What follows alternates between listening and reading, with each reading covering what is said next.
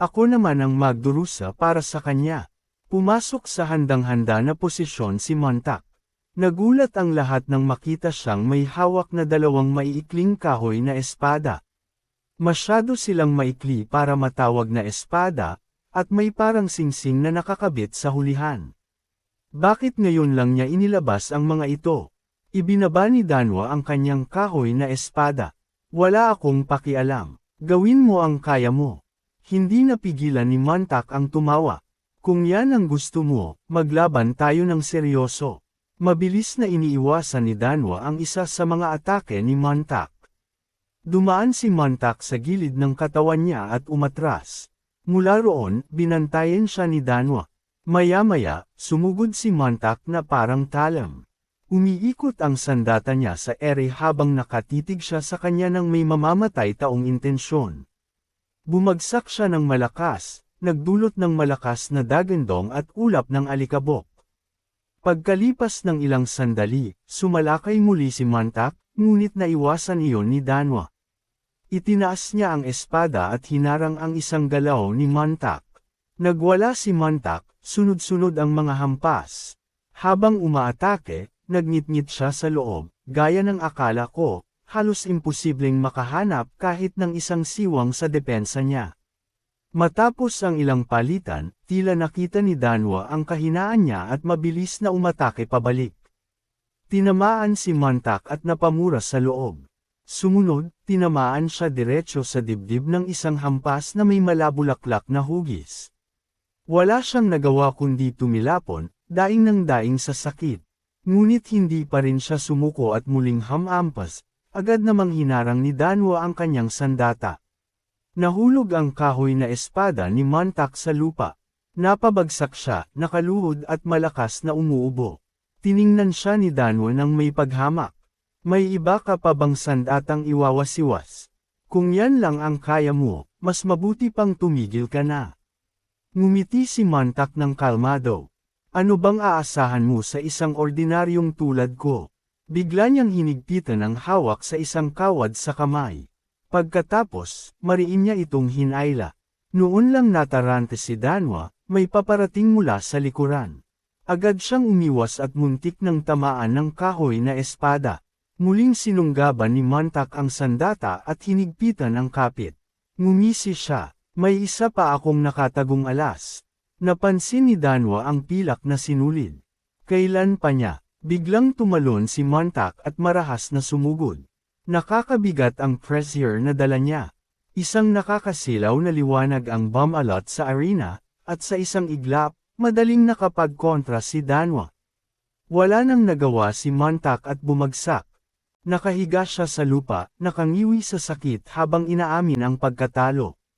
Malamig na sinulyapan ni Danwa si Montak. Tahimik siyang nakahiga at nakatitig sa kanya.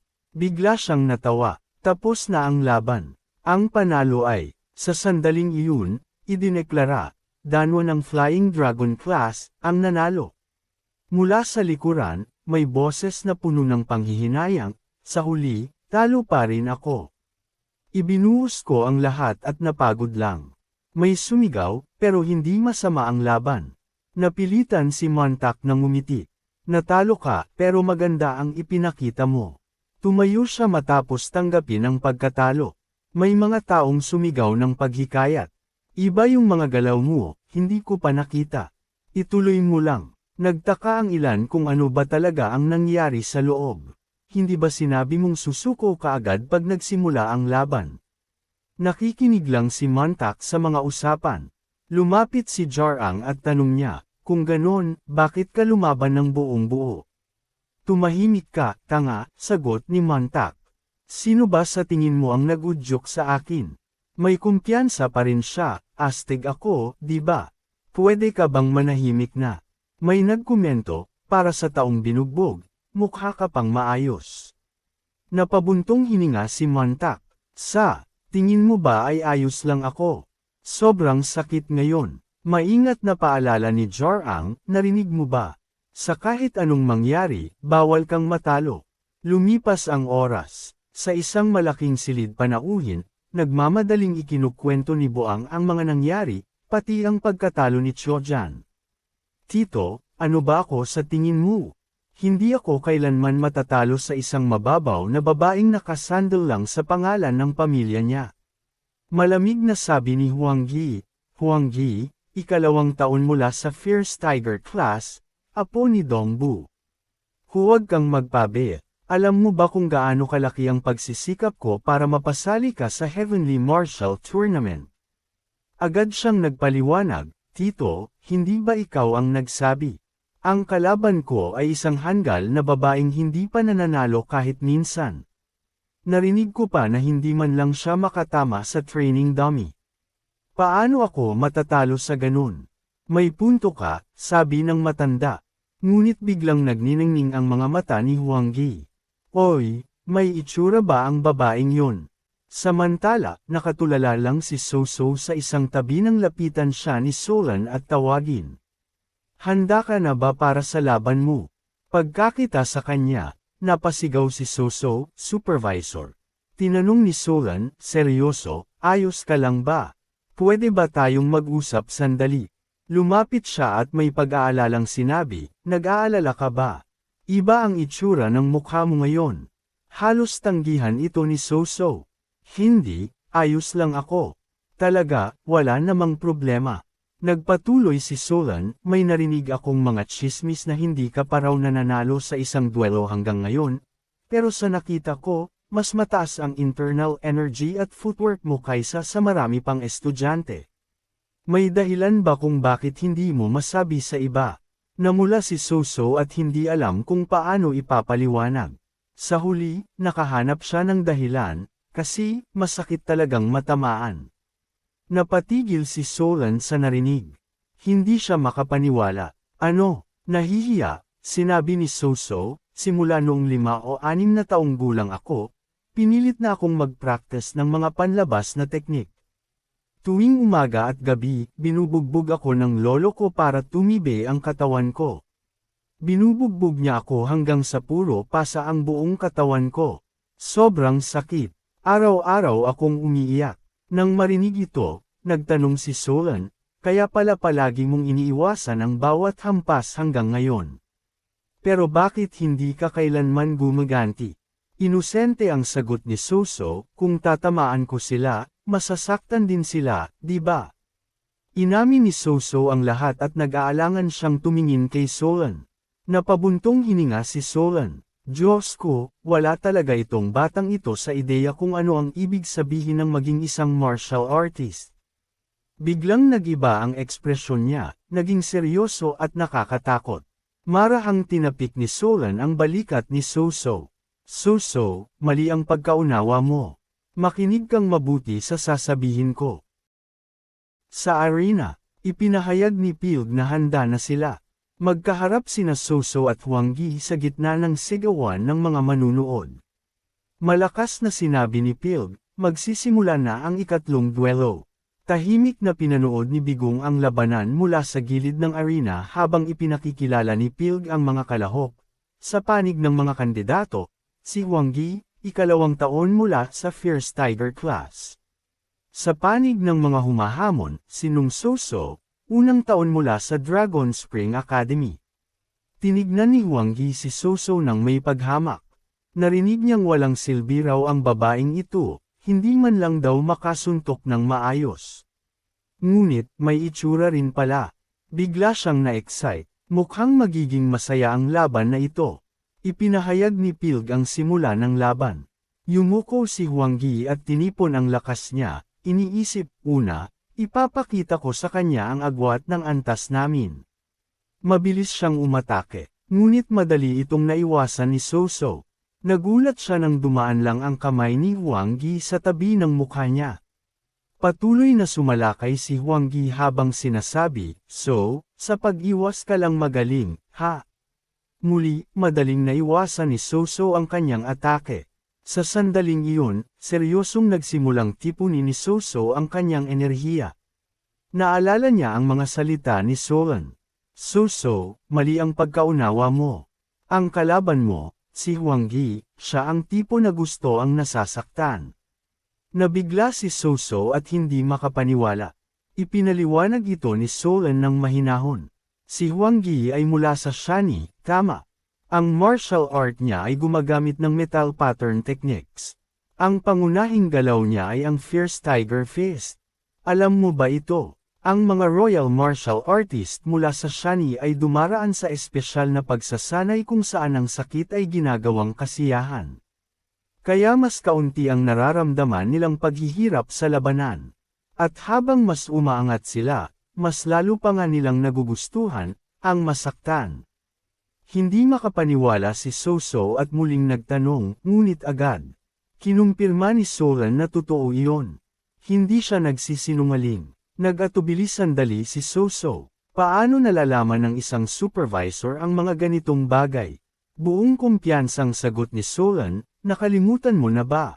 Supervisor ako ng Mirim Alliance. Hindi alam ni Soso na kasinungalingan pala iyon. Walang kahit anong hiya, nagpatuloy si Solan, kung hindi ka pa rin naniniwala. Bumalik sa kasalukuyan. Habang tinutuon ni Soso ang kanyang lakas, tinitigan niya si Huang Yi at naghanda. Maya-maya, sumugod siya at tinamaan ito, na itulak siya paatras. Hindi agad nakabawi si Huang Yi at napasigaw sa sakit. Sa huli, bumagsak ng malakas ang katawan niya sa lupa. Madaling tinalo ni Soso si Huang Yi gamit lamang ang isang payak na galaw. Hindi makapaniwala ang lahat sa nasaksihan nila. Tuwang-tuwa si Beong, habang bakas naman ang matinding pagkainis sa mukha ni Buong. Si Soso naman ay napabuntong hininga matapos ang atake, siya mismo ay nagulat sa sariling lakas. Sa harap niya, dahan-daang tumayo si Huang Yi. Nanlaki ang mata ni Soso sa kanyang nakita, hindi naman siya mukhang nasisiyahan sa sakit. Sandali, sabi ng supervisor, gusto raw niya ang masaktan. Naalala ni Soso ang sinabi ni Solan, kung mangyari yan, itanong mo ito. Kaya binuka ni Soso ang bibig at tinawag siya, iniwan si Huang Yi na litong-lito. Walang bahid ng mali siya, inosente niyang tanong. Masakit ba? Mas maaga, pahiwatig ni Xiaolin. Kung hindi ka makapaniwala sa sinasabi ko, subukan mong hampasin siya ng marahan at tanungin kung masakit. Kung sabihin niyang sobrang sakit o hilingin niyang tumigil ka, mali ako. Pero kung hindi siya sumagot at sumugod muli sa'yo, ibig sabihin, gusto niyang masaktan. Bumalik sa kasalukuyan. Nakasimangot si Huang Yi. Anong sinabi mo? Tahimik na tumayo si Soso at sinabi, gusto ko lang malaman kung talagang masakit ang tinama ko kanina. Sa galit, malakas na hinampas ni Huang Yi ang sahig. Kinagat niya ang kanyang mga ngipin. Ikaw na walang hiya ka. Kanina, balak ko lang sanang lokohin ka at tapusin na. Paano mo ako lalaitin nang hindi mo alam ang lugar mo? Tinulak niya ang sarili mula sa lupa at sumugod ng parang baliw. Pupunitin ko ang bastos mong bibig. Samantala, tuwang-tuwa lamang na pinanood ni Soso. Tama nga ang sabi ng supervisor, talagang gusto niyang masaktan. Kaya mabilis niyang inundayan ng suntok si Huang Yi habang papalapit ito. Tumama ang magaang suntok ni Soso at napangiwi sa sakit si Huang Yi. Nabulaga ang lahat sa nasaksihan, habang masiglang patuloy na sinusuntok ni Soso si Huang Yi. Nakatitig ang mga tao sa kakaibang tagpong ito. Walang tigil si Soso sa pagbubugbog, puno ng kakaibang sigasig. Maging si Pilg ay natigilan. Nakita niyang bawat galaw ng babae ay taglay ang mga prinsipyo ng doktrinang pandigma. Paano napasama ang ganitong tao sa special category? Sinuri ni Bu mula sa ibaba, ang kakayahan niya ay umabot na sa antas ng space-shattering fist, ngunit kamakailan lamang ay umiiwas pa siya sa pakikipaglaban sa iba. Batay doon, nagtanong si Pilg, ibig sabihin, mula nang mailipat siya sa special category, nagbago ang kanyang personalidad. Agad siyang nakatanggap ng kumpirmasyon. Masaya niyang sinabi, buti na lang at personal akong bumaba para mag-inspection. Posible bang ang isang taong hindi makagamit ng internal energy ay biglang magka-breakthrough? Mukhang hindi ganoon ka-simple ang usaping ito. Samantala, nag-iisip si Bigong, bago ang aking regresyon, wala akong alam sa paglipol sa demonic cult. Hindi rin ordinaryo ang batang iyon. Ano kaya ang narinig niya bago ang duelo at bigla siyang nagbago ng ganito? Ngunit sa ngayon, hindi iyon ang pinakamahalaga. Si Buong naman ay halos mabunot ang kanyang buhok sa galit. Napasigaw siya sa sakit. Hindi ka panipaniwala ito. Nang makita siyang ganoon, hindi mapigilan ni Bigong ang mapang-isang ngiti. Sa anumang kaso, ito ay isang di inaasahang kinalabasan. Orihinal, ang paglahok sa martial tournament na ito ay isa lamang paglalakbay palabas ng akademya upang imbestigahan ang mga sanhi ng demonyong penomenon. Plano ko sanang dalhin lamang sina Tan Lijong at Yan Wokyung para sa tunay na pagsasanay sa labanan. Ngunit ang matuklasang mas malakas kaysa inaasahan sina Yong Jiryang at Nung Soso ay isang malaking bonus. Marahil, mula ngayon, kailangang baguhin ng kaunti ang plano ng pagsasanay.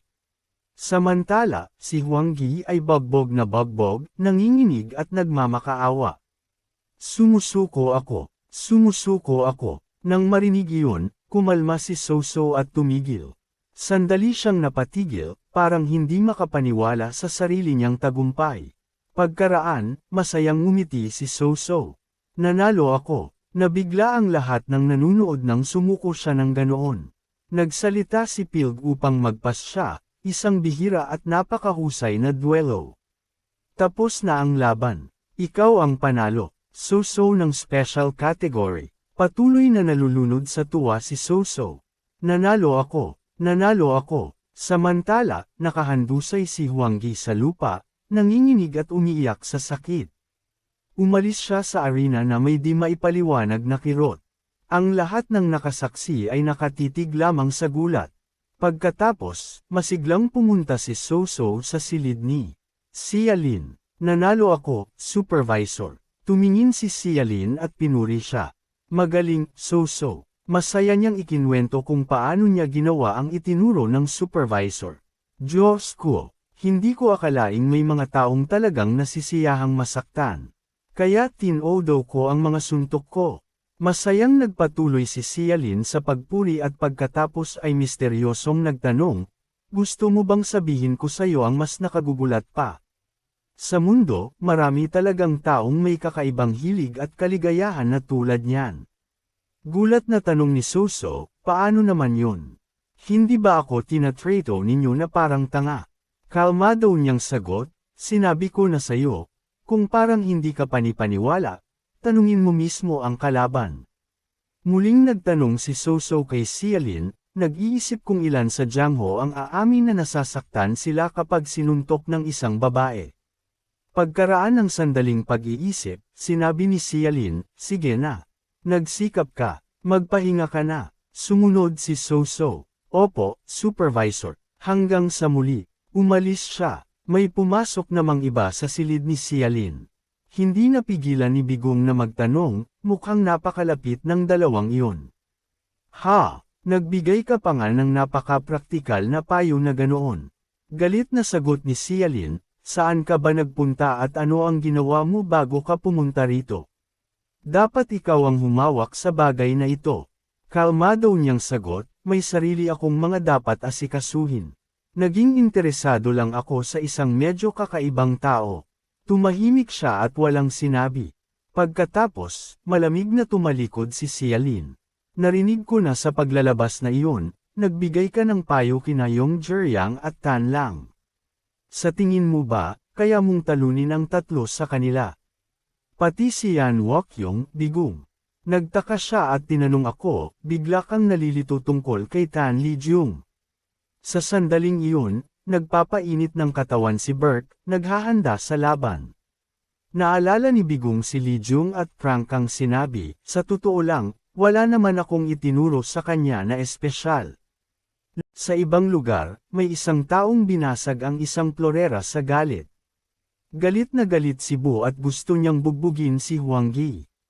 Malakas niyang pinagalitan ito, anong kayabang at walang silbing hanggal ka?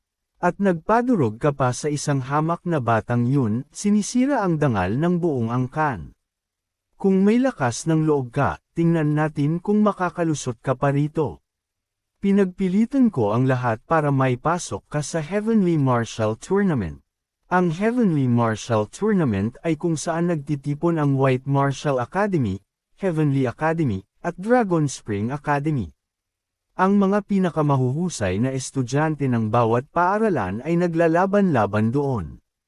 Ang pagpili sa Heavenly Martial Tournament ay hindi batay sa galing, kundi sa linyang pinagmulan ng pamilya. BGM ng Lotus Sword Hall, Mok Danwoo ng Swordflash Mok Clan, Sang Choja ng Heavenly Tiger Martial Academy, Gokberk ng Dragon Tiger Escort, basta't makalahok ang mga inapo ng mga pamilyang ito sa Heavenly Martial Tournament, kumikita ang mga angkan nila ng napakalalaking halaga. Iyan ang tunay na batayan ng pagpili. Patuloy na nagngangalit si Bu. Kasuklam-suklam. Pinakiusapan ako ng malalaking pamilya ng napakahirap para lang makakuha ka ng pwesto, at ito ang ipinakita mo. Pagkatapos, pabulong niyang sinabi, ngayon, nadagdagan pa ang sama ng loob ng tanggapan ng mga guro dahil sa pribadong pagtuturo. Kung matalo tayo at hindi makuha ang pondo, pati ang posisyon ko ay maaaring mabuwag. Ang susunod na laban ay si Gokberk ng Dragon Tiger Escort. Biglang may nagbukas ng pinto, ikinagulat ni Bu. Pumasok ang taong iyon at agad dumiretso sa pakay, lalaban siya sa mga galing sa special category, at si Bu ang may kapangyarihang mag-ayos ng mga katunggali. Ang malakas na kumuwestiyon sa kanya ay walang iba kundi si Berk. Sinulyapan siya ni Bu, mapangahas ang batang ito. Sinabi ko sa'yo na igalang mo ang instructor. Walang pakialam na sagot ni Berk, inaasahan mo bang magmalasakit ako riyan? Hayaan mo akong labanan si Tan Lee. Kaya mo bang ayusin yun? Nang marinig yun, inirapan siya ni Bu. Akala mo ba ikaw ang magtatakda ng bracket? Huwag kang magkatawa. Abala ako, lumayas ka sa harap ko. Hindi inaasahan, malakas na hinampas ni Berk ang mesa. Diretso niyang sinabi, para sa perang inaasam mo, mag-uulat ako at ibibigay mo kung magkano man ang gusto mo. Pero dapat mo akong hayaang labanan ang basurang si Tan Lee. Kailangan ko siyang durugan. Bumalik sa kasalukuyan, tumingin si Bu sa bintana at nag-isip. Balak kong ay laban ka sa babaeng Yang Yi. Kapag natalo ka na naman ng kahihiya, haharapin mo ang mga kahihinatnan. Galit niyang isinulat ang pangalan, Gokberk. Sa arena, kaharap ni Berk si Lee Jung. Hindi napigilan ni Pilg ang tumawa. Talagang nakakaaliw ito. Pagkatapos, malinaw niyang inihayag, sa ngayon, nangunguna ang special category, 2 laban-laban sa 1. Ang kasalukuyang sitwasyon, 2-1 pabor sa special category. Nakakapanabik. Tingnan natin kung paano ito lalampasan. Magsisimula na ang ika-4 na duelo. Matamang tumitig si Lee Jung, ipinapakita na hindi siya natatakot. Naglalabas si Berk ng napakalakas na aura at nagsabi, matagal na rin tayong hindi nagkakatapat, hindi ba? Biglang naalala ni Lee Jung ang mga panahong nag-spar sila, karamihan sa oras, huddle siya kay Berk. Wala siyang nagagawa kundi yumuko sa harap ng napakabigat na presensya nito. Kahit ngayon, kahit nanginginig sa takot, pinilit niyang mag-focus. Mahigpit niyang hinawakan ang kahoy na espada. Walang pag-iisip ng sobra, gawin mo lang ang dapat gawin. Sinabi ni Lee Jung sa sarili na kailangan lang niyang ituon ang kanyang panloob na lakas. Umiwas siya sa isang atake ni Berk. Hindi siya sumuko at patuloy na umatake. Biglang bumaba si Berk sa isang mabagsik na suntok na parang ahas. Nagpaurong si Lee Jung ng ilang hakbang sa lakas ng tama, ngunit nanatili siyang nakatayo at tumangging sumuko. Naglalagablab ang determinasyon sa mga mata ni Lee Jung habang nakatitig kay Berk. Naiinis si Berk. Anong tinititig mo? Sumugod siyang muli, iniisip na dahil hindi pa siya nasasaktan noon, madali lang ang kalaban. Akala mo ba madaling karne ako? Sa sandaling iyon, may napansin si Lee Jung na kakaiba. Naramdaman niya ang panganib sa mismong harap niya. Ibang-iba na ang antas ngayon. Sa takot, tumingin siya at nakita si Berk na nagtitipon ng lakas at naglalabas ng nakapangangilabot na aura, ang Dragon Tiger Mountain Break ang Fist. Pagkatapos, pinakawalan ni Burke ang Sleeping Dragon Countercurrent Technique. Hindi na kayanan ni Li Jung ang galaw na iyon, napasigaw siya sa sakit habang sinipa ang kanyang katawan at ibinato siya sa haligi. Bumagsak si Li Jung, paulit-ulit na umuubo ng dugo. Tinapos ni Burke ang laban at tumayo ng kalmado. Nagunat siya ng katawan at inutusan si Li Jung na tumayo, na parabang ang panalo niya ay isang simpleng laban sa ensayo. Sa sandaling iyon, blangkong nakatitig si Li Jung sa napakataas na anyo ni Burke na papalapit. Nang aasar ito, kahit mamatay ka at mabuhay muli, mananatili kang nasa ilalim ko. Nakatuhod, nagtanong si Li Jung sa sarili, ganoon nga ba talaga? Bigla niyang naalala ang mga salitang pampulakas loob na natanggap niya. Naalala niya kung paano siya tinulungan ng kanyang mga kasamahan sa mahihirap na sandali, at nakita niya ang sarili niyang nagsasanay ng buong puso. Tahimik na nagpasya si Li Jung na hindi matatapos ang lahat ng ganito lang. Ipinanumbalak niya ang kanyang loob, mahigpit na hinawakan ang kahoy na espada, at isang kakaibang liwanag ang biglang kumislap sa paligid niya. Buong kumpiyansang sinabi ni Li Jung sa sarili na hindi na siya ang dating mahina. Nang makita ito, lalong nasabik si Burke. Ituturo ko sa iyo kung saang klase ka talaga nabibilang. Malakas niyang tinapak ang lupa, nabasag ang mga bato sa ilalim ng kanyang paa. Marahas siyang sumugod at umatake. Sa isang iglap, nagbanggaan ang dalawa.